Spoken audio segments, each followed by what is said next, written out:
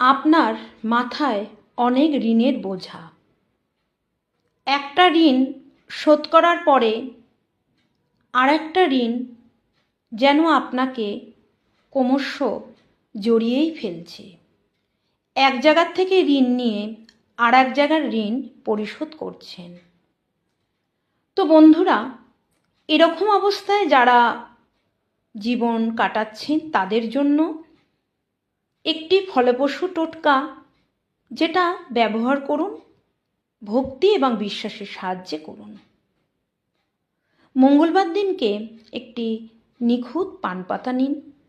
পানপাতার ভিতরে একটি লবঙ্গ, একটি এলাচ ভরে পানের আকৃতি করে হনুমান মন্দিরে গিয়ে আসুন এবং সেই সঙ্গে হনুমানকে একটি জবার মালা অর্পণ করুন।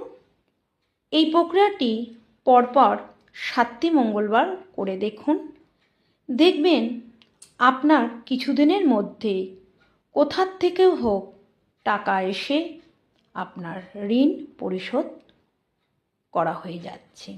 এটি অবশ্যই করুন, বিশ্বাসের সঙ্গে করুন। যারা করছেন তারা ফল পেয়েছে, আপনিও করে দেখুন। নমস্কার।